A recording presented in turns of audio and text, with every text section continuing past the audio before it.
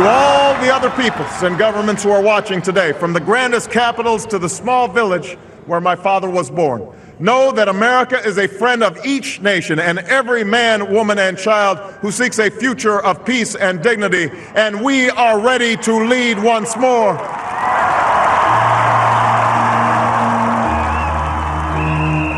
At last, an American president who, from the first minutes of his government, spoke to the rest of the world. After a decade of moral drift and missions not quite accomplished, this was the America that people across the continents had never stopped wanting. When Barack Obama became President of the United States a year ago, he must have thought he could make a completely fresh start in American foreign policy. For one thing, he looked so much more like the rest of the world, and he promised the rest of the world he would listen to it rather than simply address it. But a year on, he's found that the realities of the conflicts in which America is engaged are simply too thorny and tenacious. Those old ghosts from the past will not go away. Go, come on, come on, come on! And it may seem to him now that he's as much the prisoner as the master of history.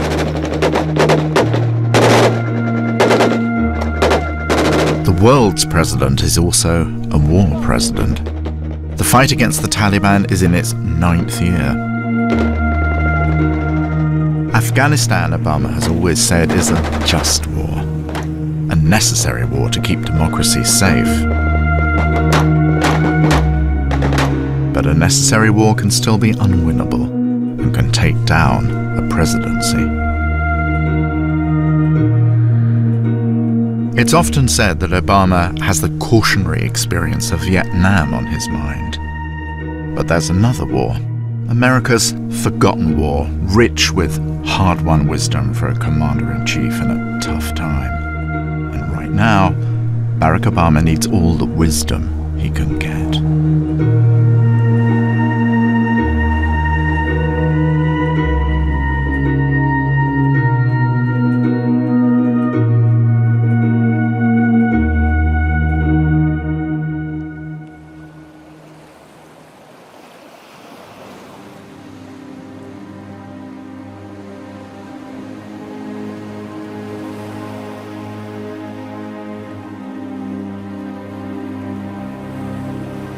There was a time when war seemed much simpler, when we understood why young men were asked to fight and die.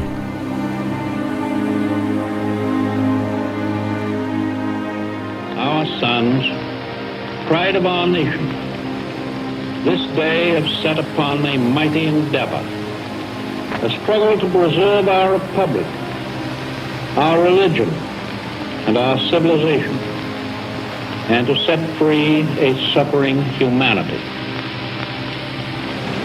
Some will never return.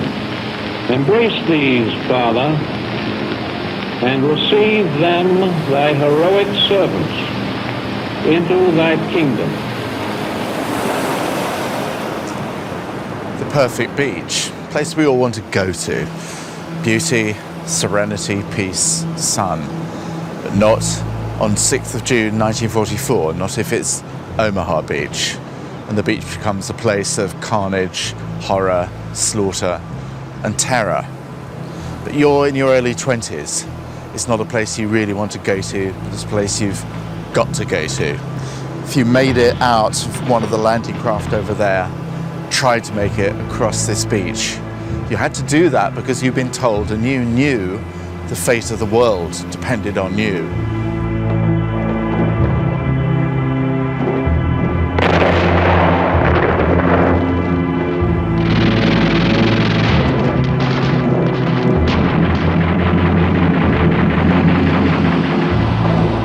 Tens of thousands of young Americans were dropped on the Normandy shore. 1,300 didn't make it off the beach, another 1,000 bled into it.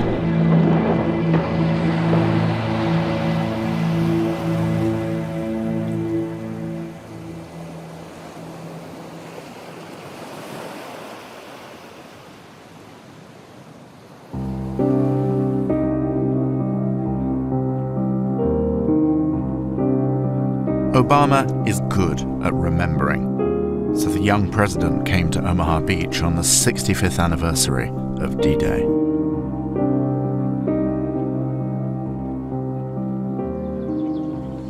I'm not the first American president to come and mark this anniversary, and I likely will not be the last. We live in a world of competing beliefs and claims about what is true. It's a world of varied religions and cultures and forms of government.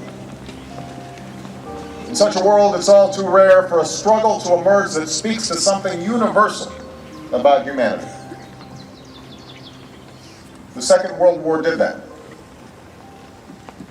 No man who shed blood or lost a brother would say that war is good, but all know that this war was essential. To those men who achieved that victory 65 years ago, we thank you for your service. May God bless you, and may God bless the memory of all those who rested.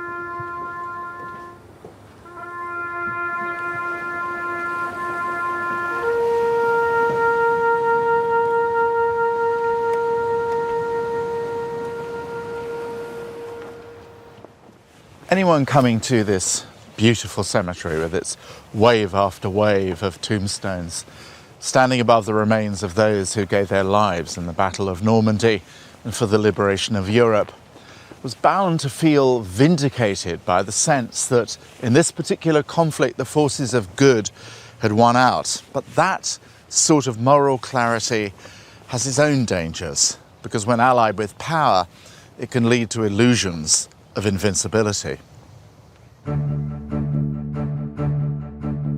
Total military victory, absolute moral certainty. No wonder World War II has been so hard to forget. If any war can ever be, this was the good war. And the world was grateful for American sacrifice. So the temptation to invoke the Second World War to silence doubts about intervention in very different conflicts has been irresistible. The 1930s taught us a clear lesson. Aggressive conduct, if allowed to go unchecked and unchallenged, ultimately leads to war. We act to prevent a wider war, to defuse a powder keg at the heart of Europe that has exploded twice before in this century with catastrophic results. The power of freedom defeated the ideologies of fascism and communism in the last century. And freedom will defeat the hateful ideologies of the terrorists in this century.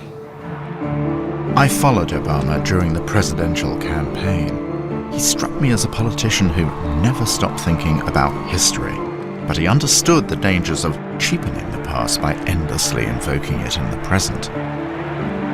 And he could see through the bad logic and the bad history that said Iraq was going to be a rerun of the Second World War. That's not the judgment we need. That won't keep America safe. We need a president who can face the threats of the future, not keep grasping at the ideas of the past.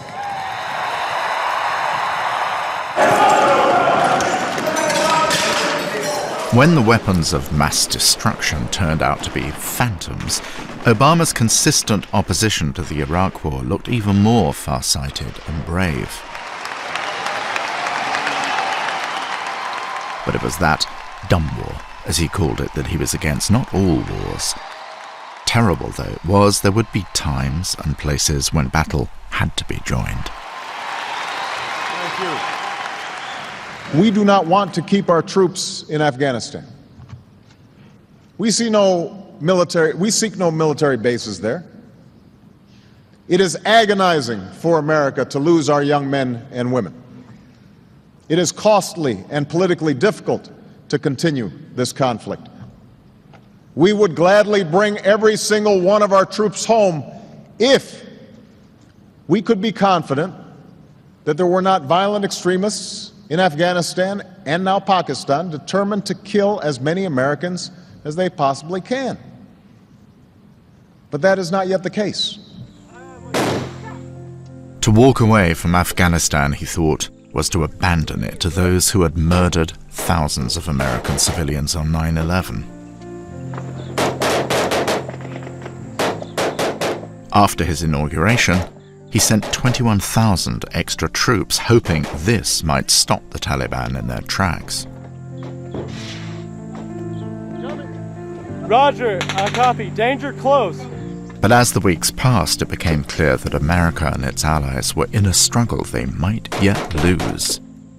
We went into Afghanistan after 9/11 within a month or so with only 300 special forces. We were greeted enthusiastically, and with the help of the locals, we overthrew the Taliban. 8 years later, because of misguided policy and lack of attention, we now have 60,000 troops of our own, 40,000 Europeans, and our generals are telling us we're not winning. Zbigniew Brzezinski was America's national security advisor in the late 1970s. That land over there is yours. He saw the disintegration of the Soviet Union begin with the disastrous occupation of Afghanistan. The Soviets went in thinking they had in Afghanistan, in Kabul, a bunch of Marxists with whose help they could create a communist system in Afghanistan. And within a year of their entry, which initially wasn't opposed that firmly, the whole country was against them. One of the things I've been saying now for a couple of years is, let's not unintentionally emulate the mistakes the Soviets made. Afghanistan is now Obama's war. On its hard rock, his authority will either be forged or broken. I will be setting policy as president. I will be responsible for the vision that this team carries out, and I expect them to implement that vision once decisions are made. So as Harry Truman said, the buck will stop with me. Harry Truman, one of America's most quoted, least appreciated presidents. Right now, Obama could use more than a nod in Truman's direction. Like Truman, Obama finds himself in the midst of a crisis he can't duck. Like Truman, he's put his presidency on the line for a costly war.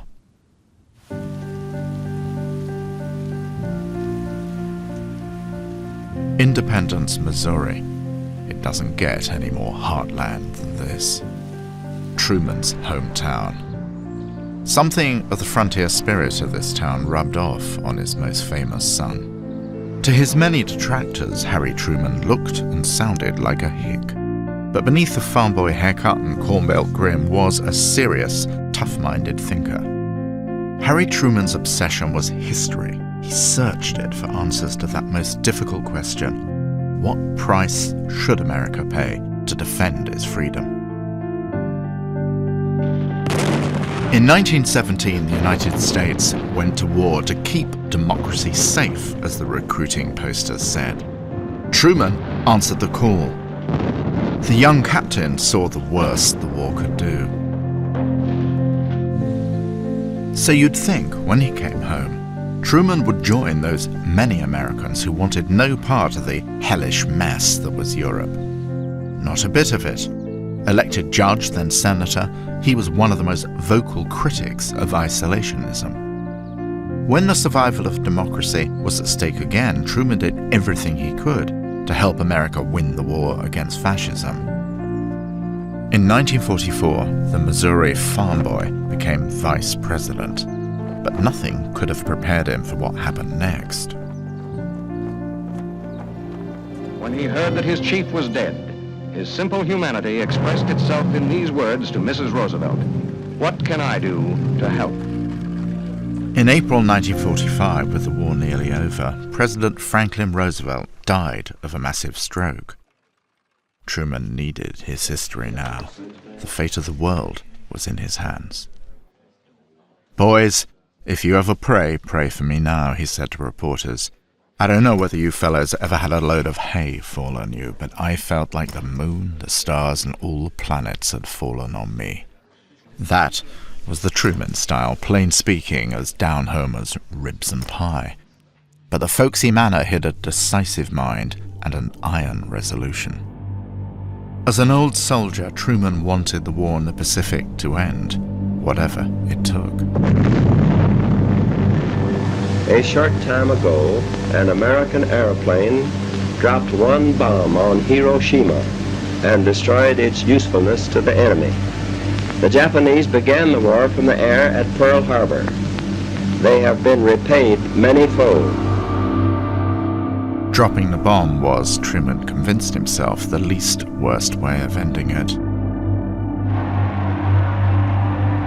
More than a million sing and dance in the streets in the biggest celebration the Windy City has ever seen. Joy is unconfined. By 1945, Truman was eager to bring the boys home and keep them out of harm's reach for good. The military was cut back from 12 million to 1.5 million men in the space of a few short years.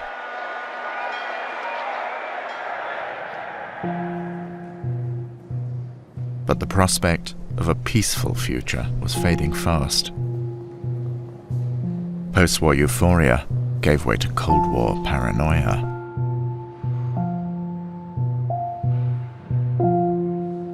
But there was something to be paranoid about. And so an iron curtain fell across Europe, an iron curtain dividing the free world from the slave world. I believe that it must be the policy of the United States to support free peoples who are resisting attempted subjugation by armed minorities or by outside pressures. In 1948, Truman's resolve was put to the test by the Soviet blockade of Berlin.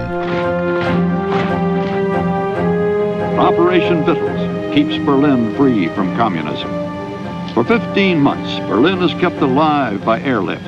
Loaded transports land every 3 minutes, night and day, rain or shine.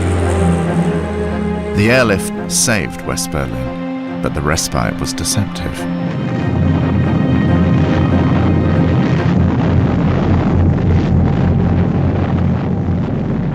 A year later, the Soviet Empire went nuclear.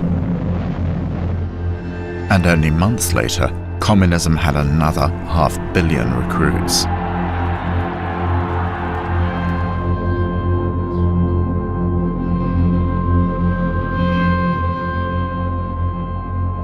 Asia, a vast mixture of nationalities sharing one common desire with all mankind, to get along a little better in life for the sake of their children, and facing one common danger, communism.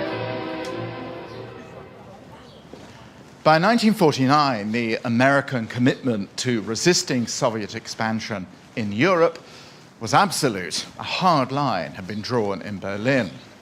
But in that same year, 1949, communist victory in China changed everything. Now, some people said if American guarantees of democracy were going to be worth anything, a similar line was going to have to be drawn in Asia, too.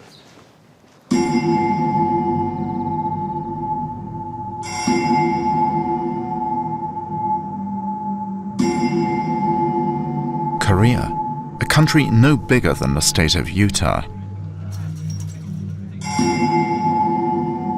But for the last 60 years, this divided country has exercised as profound effect upon America as any place on earth.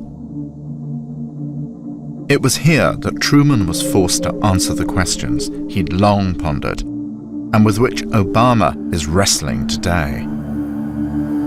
What price should America pay to defend its freedom and guarantee its security? Truman's answers would shape the rest of the 20th century.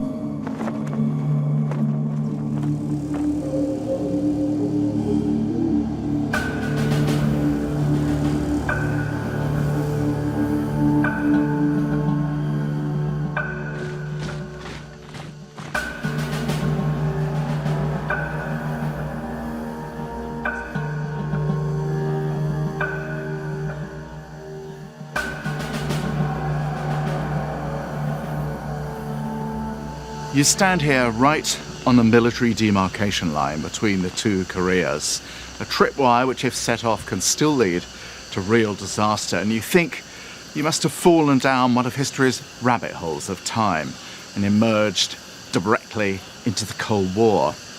The ritual maneuvers of the guards, the dueling architectural statements, their binoculars, watching us, watching them, all seem to lead you into a comic place, a zombie war, which refuses to lie down and die. But this, believe me, isn't funny.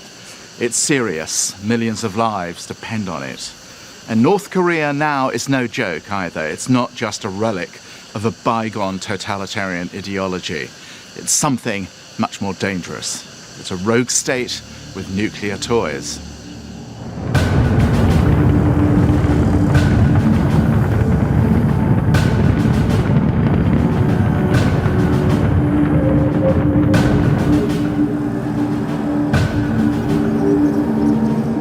North Korea's nuclear and ballistic missile programs pose a grave threat to the peace and security of the world, and I strongly condemn their reckless action.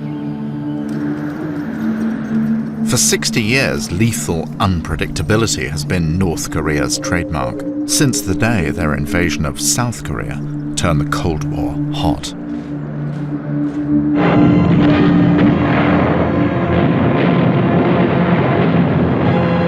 June 25th, 1950. In a massive surprise attack, the combined ground and air forces of communist North Korea poured across the 38th parallel into South Korea. The Korean War opened a new chapter in American history.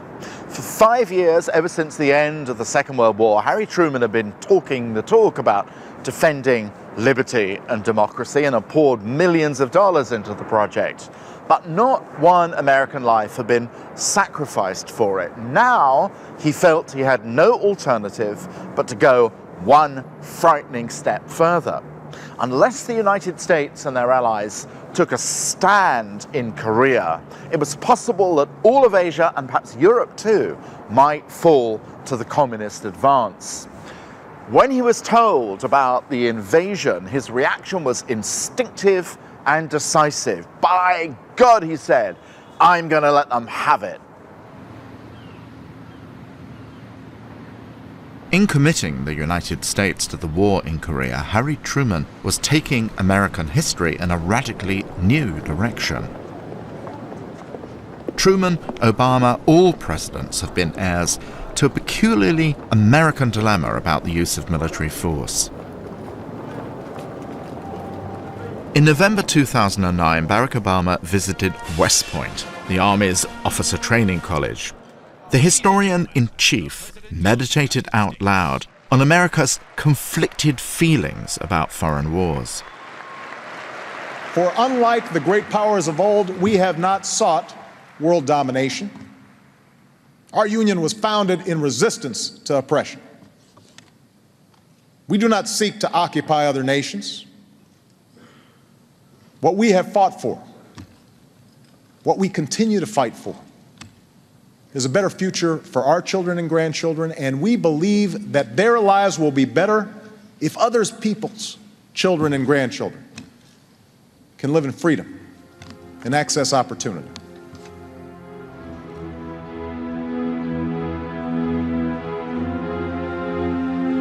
The United States came into existence as something fresh in the world, a genuine democracy. For most of its history, America's presidents thought that the best way to protect that liberty, not to mention the lives and prosperity of the people, was to keep well clear of the wars that wasted Europe.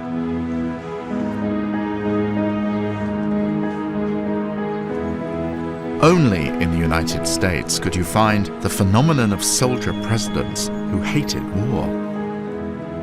Avoid overgrown military establishments, advised George Washington.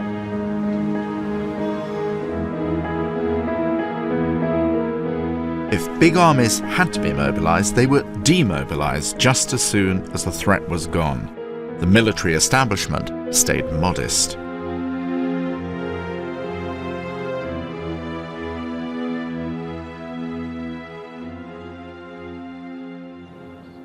This is the Truman Library, home to one of the least known but most important documents in American history.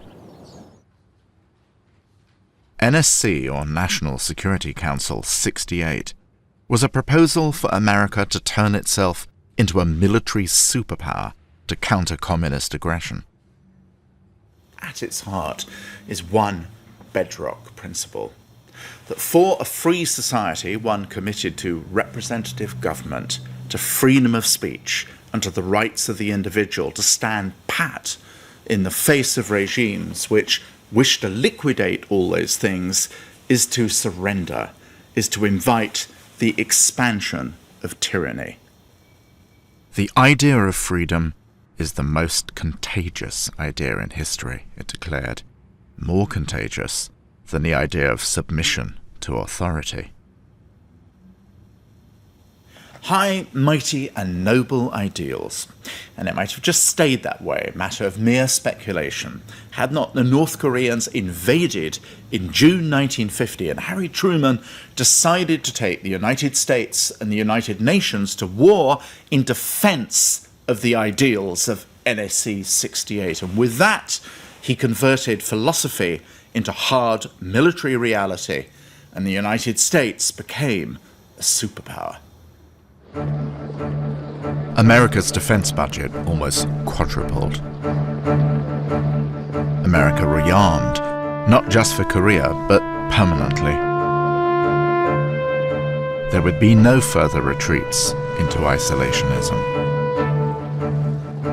The military establishment that Washington feared was here to stay, and so was America's global power.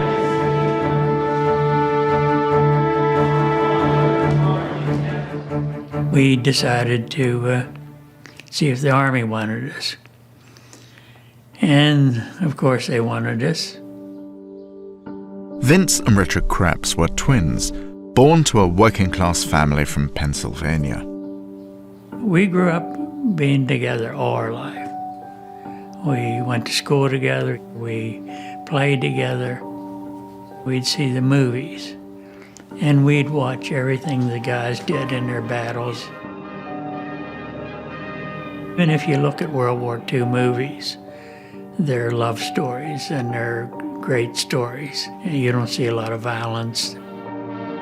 This is the story of boys, yours and your neighbors, who overnight became heroic men. The movies were all exciting and always had a good ending. From day one, me and my brother were in the same barracks. We shipped out on August the 3rd, 1950. We thought we was going to be there just a few months, and it would be over, and, we were just taking care of some little country that had a little army and wanted to take over South Korea.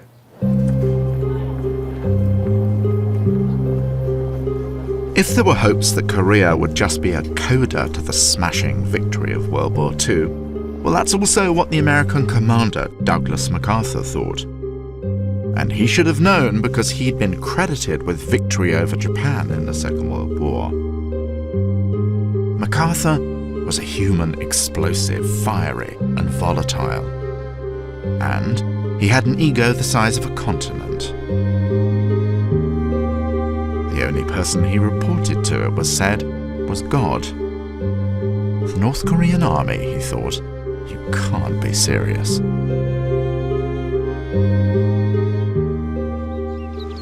When the war started, the commanders on both sides must have hoped that it would be settled by some sort of campaign of dashing military maneuver. Well, whoever thought that couldn't have had a good look at a topographical map of Korea, because after an initial offensive and counteroffensive, it settled down to a grim slog here in the central mountainous corridor of the country.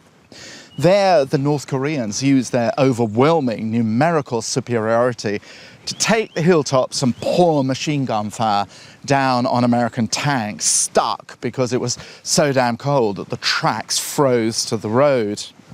Casualties were absolutely horrendous, bloody beyond imagining, even for people who'd seen the worst moments of the Second World War. I suppose every war has its own particular hell, and pretty soon everyone in the Korean campaign found theirs.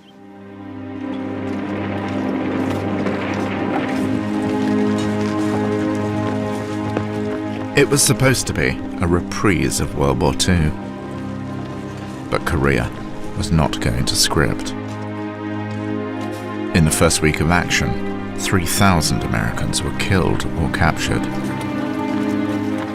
Dog dirty and tired, not retreating as they say, but advancing in a different direction. While his troops desperately hung on, MacArthur prepared a daring counterstroke. US Marines would land at Incheon, far behind North Korean front lines.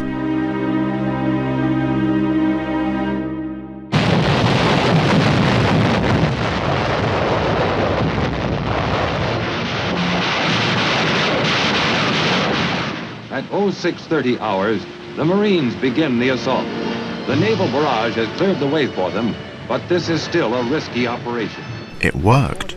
MacArthur's attack cut the North Korean lines, the capital, Seoul, was retaken, and American troops advanced to the 38th parallel, the frontier between North and South Korea. The great question now arose, the kind that makes or breaks presidencies. What was the aim of this war? What was all the slaughter for? MacArthur was in no doubt. MacArthur has gone down in history as an American Caesar, and certainly for him, war and politics were never separate. He had an absolutely different view from Harry Truman about just what it would take to make the world safe for American democracy. Containment, he thought, just stalling for time, a wishy-washy compromise. In Korea, it was not good enough just to keep the North Koreans at bay. No, the communist foe had to be absolutely crushed, in Asia at least, if Americans were ever going to be able to breathe freely. Truman saw things differently. The communists had been prevented from taking over all of Korea and put on notice that America would not stand idly by and see free states swallowed alive. But crossing the 38th parallel and marching right up to the border with communist China risked a wider and far bloodier conflict. The 44th President of the United States, Barack Obama. By autumn 2009, Barack Obama was contemplating his own painful military dilemma. And I will not hesitate to use force to protect the American people or our vital interests. But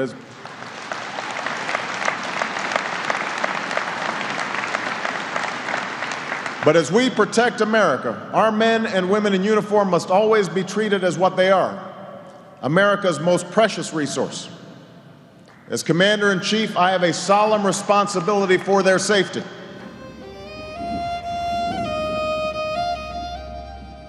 Nearly 300 American and 100 British soldiers had been killed in one of the bloodiest years of fighting.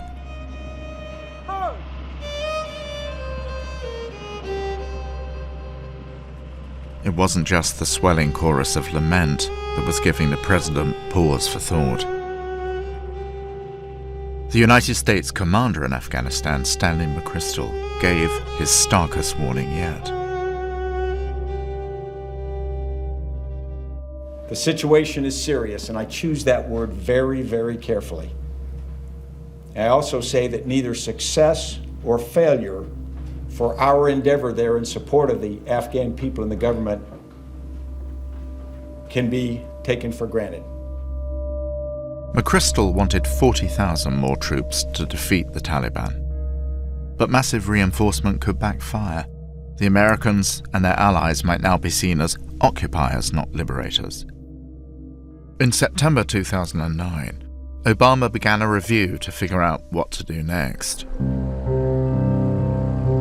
Nearly 60 years earlier, Truman and MacArthur met to discuss escalating the war in Korea.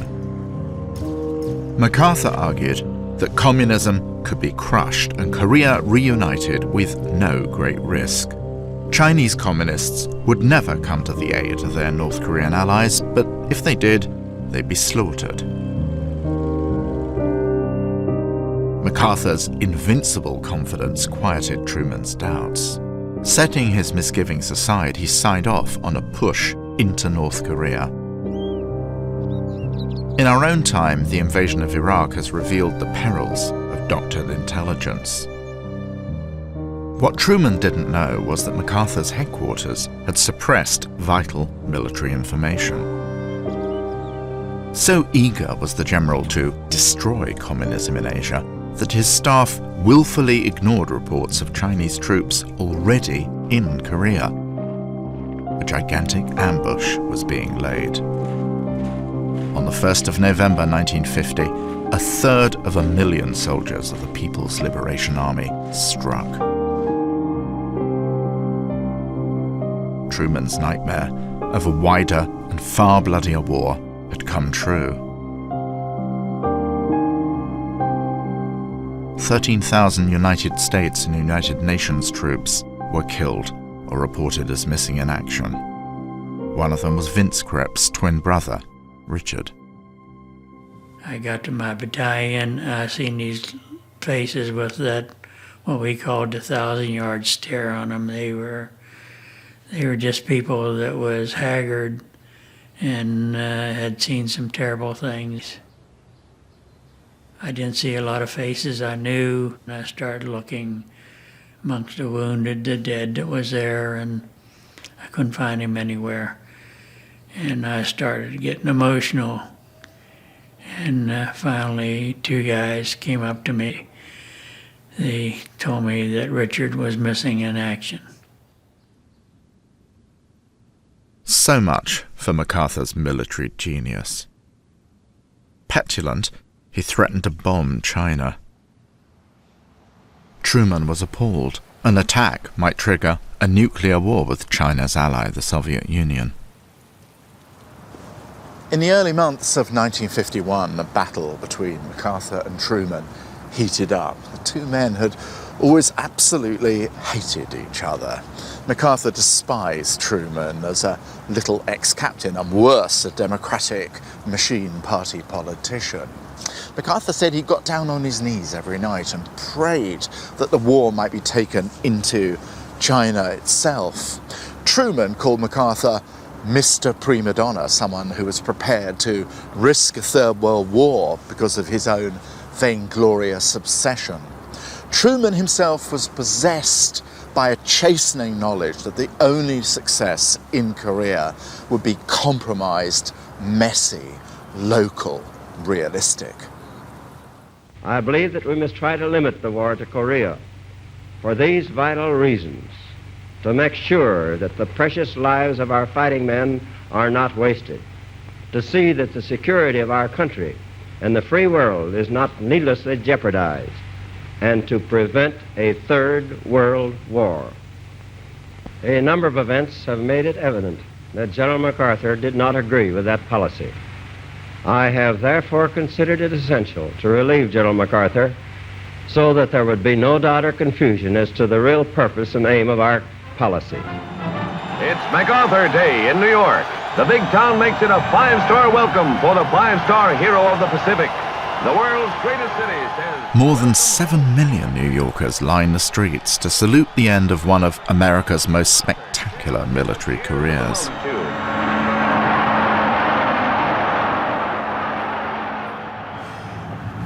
America wasn't just saying goodbye to an old soldier, it was also saying goodbye to what MacArthur represented. And that was an unambiguous sense of what America had to do in the world, moral clarity about the wars it should and could fight. The end of MacArthur was the end of that certainty, and in its place arose confusion and a kind of sour anger, the kind that would come back to haunt the United States many times after. You got me! Can we fucking move on these people? God damn it! This is what you wanted, you fucking got it! By late 2009, the situation in Afghanistan was, if anything, even worse. For 3 months, the president had pondered what to do next. Come on, baby, hit!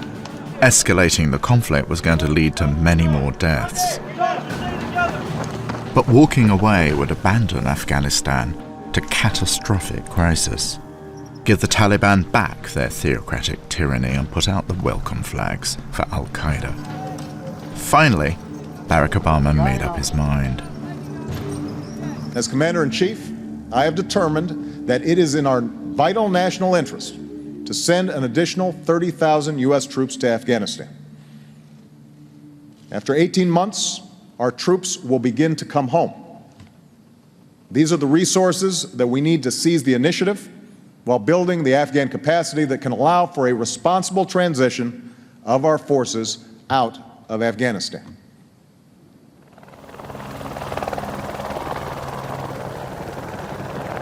Even his admirers think that this sounds like trying to square the circle. A surge, followed by a drawdown. American troops have only 18 months to stabilize Afghanistan and begin to leave.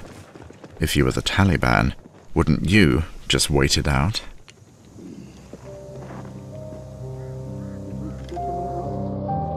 But in setting this deadline, Obama is trying to avoid the kind of open-ended commitment which had consumed other American presidencies, not least Harry Truman's. By 1953, 37,000 American and over 1,000 British troops had died in Korea. Hostilities ended with an uneasy armistice at the 38th parallel, but Truman was gone, the chief political casualty of a bloody and unpopular war. He decided not to stand for re-election.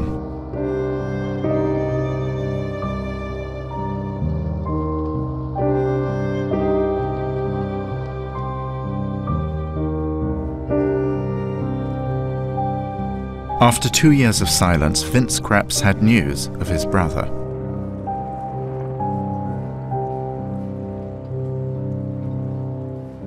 Then a family member in Pennsylvania told us that they saw a picture of Richard in the paper. It was probably January or February of 1951 when this picture was taken. He's standing at the far left. You can see that he's very sad. Knowing his personality, he was very unhappy, very homesick, very disturbed that he was even there having a picture taken of himself. And as strange as it may sound, that made the family elated that he wasn't missing in action or dead, that he was alive. So our hopes changed to hoping to see him again.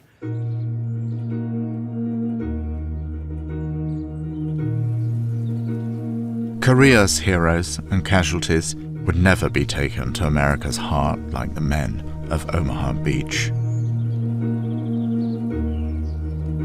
Korea became the forgotten war. America's chastening was short-lived. Let every nation know, whether it wishes us well or ill, that we shall pay any price, bear any burden, meet any hardship, support any friend, oppose any foe, to assure the survival and the success of liberty. 15 years after the signing of the Korean armistice, 500,000 Americans were fighting in Vietnam. If Korea was the forgotten war, Vietnam seared itself into American consciousness. A brutal and futile war America had no business fighting. 59,000 Americans died, nearly 4 million Vietnamese lost their lives.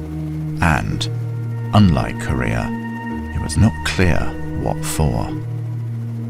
If World War II had been an epic of victory, Vietnam became a byword for frustration and defeat. A chastened superpower pursued more limited military ambitions for the next decade and a half. Long enough for the old enemy to fall apart all on its own.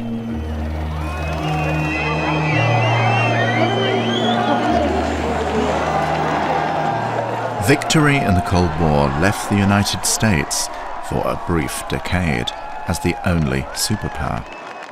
That perennial question of what did America have to do to make the world safe for democracy was simple. Nothing anymore.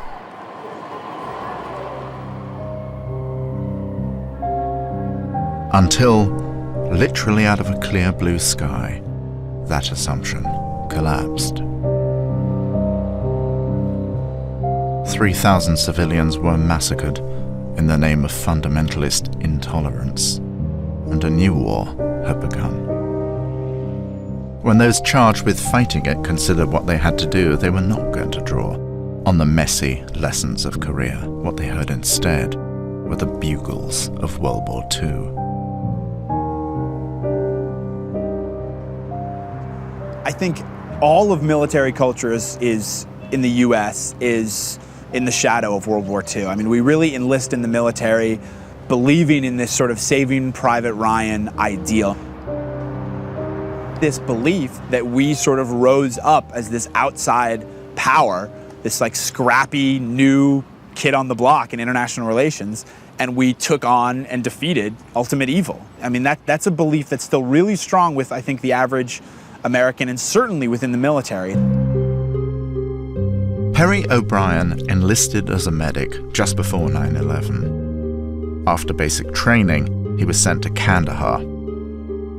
For Obama, Afghanistan is a battle that has to be fought if the United States is ever to be secure. But what Perry experienced left him wondering whether the war might leave his homeland less safe than before. One of the major turning points for me in the occupation was receiving a patient who had been identified by the Afghan militia as a high-ranking al-Qaeda or Taliban member who had been, who was deeply implicated in anti-coalition attacks. And he was brought to us with his arms completely covered in gangrene because they had hung him during the interrogation from a tree by his hands for several days. And he would stare at everyone with this just intense anger, as we treated him and then eventually amputated his arms. And then he disappeared one day, and we were told that it was because during interrogation, it had been discovered that he was in fact nothing more than a farmer who had refused to pay taxes to a local warlord.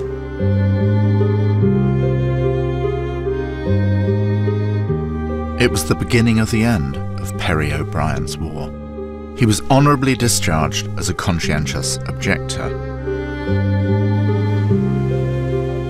He joined the growing ranks of those opposing the president's war. Many of the most vociferous anti-war protesters are, like Perry, Democrats.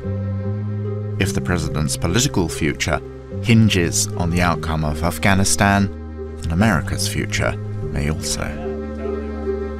What worries me about the present moment is that I have a sense, perhaps it's totally wrong, that we're sliding into something which we do not understand, which is increasingly bogging us down, which is posing the risk of a multi-year escalating engagement in a part of the world which is intensely politically awakened, emotionalized, extremist in some respects, passionate, relentless, very militant in a skillful way, and we are increasingly alone in confronting that reality. I think we should avoid being bogged down for the next 20 years in a conflict which, if it goes on with us, the predominant protagonist and all by ourselves, will ultimately spell the end, within 20 years, of American global preeminence. Within days of the announcement of Obama's 18-month troop surge, some of his cabinet colleagues were finessing the timetable. American troops might begin to leave in 18 months, but withdrawal would be a long, drawn-out process. American soldiers might be in Afghanistan for years to come. This was potentially the military morass Obama had been trying to avoid all along. But can the president take some comfort from history? We know that the cost of freedom is high, but we are determined to preserve our freedom no matter what the cost.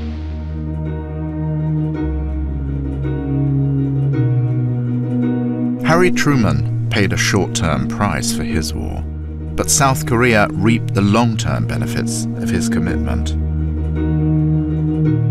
It's a lesson Barack Obama understands, and he showed it in a talk to American servicemen last year. The security that allows families to live in peace in Asia and America, the prosperity that allows people to pursue their dreams, the freedoms and liberties that we cherish, they're not accidents of history. They are the direct result of the work that you do.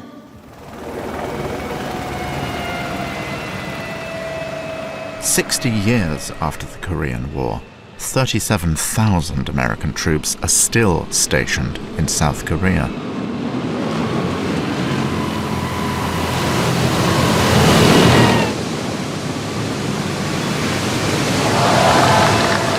For you are the latest chapter in a long story of proud service. A story told in quiet places of reflection and tribute, including a memorial on the National Mall in Washington, not far from the White House. There, at the Korean War Veterans Memorial, etched in stone, are timeless words we know to be true, that freedom is not free.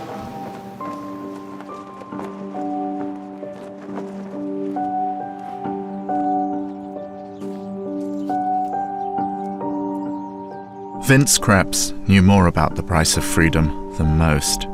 For half a century, he'd felt the ache of separation from his twin brother Richard. He'd waited, and finally his vigil was rewarded with news. A fellow veteran called Ron Lovejoy had been in touch. Ron had spent time in a North Korean prisoner of war camp with Richard Krebs. He told me his story and how he was with my brother. My brother was laid down next to him. They were both in this hospital. They had no warm clothes and no heat, no protection. They had pneumonia, very malnutrition. And one morning when he tried to talk to Richard, he got no response from him, and he had died during the night.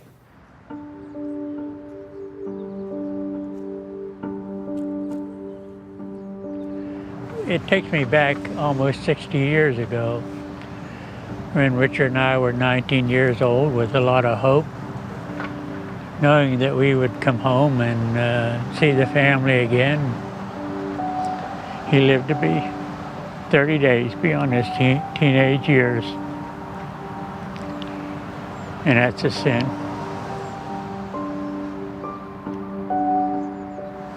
Wars or hell. There's no other way to put it. You want to feel sorry for yourself, but that's not the right thing to do. I feel sorry for everybody.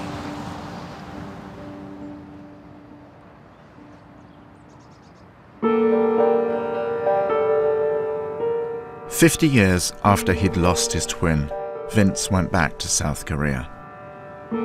The republic, which now enjoyed both liberty and prosperity, had not got them without pain and turmoil.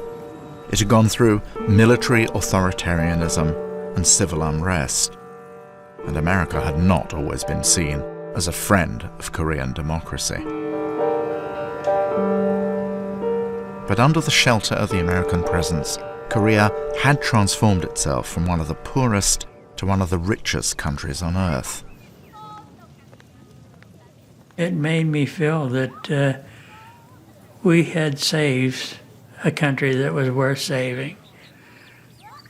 The sacrifice we made wasn't in vain because South Korea took their second chance and did something with it.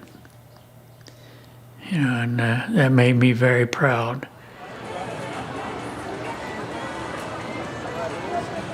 Korea hadn't been a straightforward victory like World War II, but in the slow seeding of prosperity and democracy, its effect had been just as profound.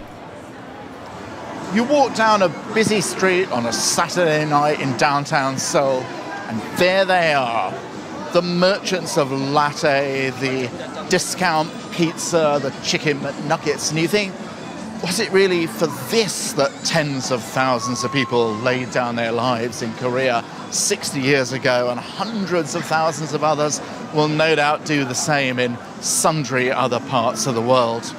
And you know, actually, the answer is, surprisingly, yes. Look, this may not be the Florentine Renaissance, but you can't walk down this street and not feel the joy of being alive, the buzz of the urban swarm. And that, any day, is going to beat famine, fanaticism, and dictatorship. Perhaps no American president has been so in touch with his nation's history as Barack Obama. But what he may need at this critical moment is a fresh perspective on the past. Because it's not just to the pitfalls of Vietnam he should look, but to the possibilities of Korea. Freedom and security, as Harry Truman knew, are not free. And if they're to be safeguarded, a heavy price may have to be paid.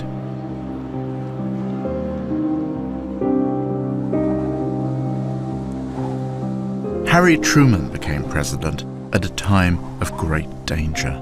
He forged institutions like the United Nations and NATO that kept the peace during the Cold War. Obama's task in this new world may be to recapture the resolution and clarity of his predecessor and take a bloodied and unstable region to a safer place.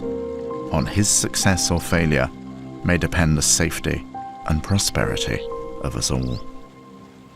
World War II for America was all about moral and military certainty.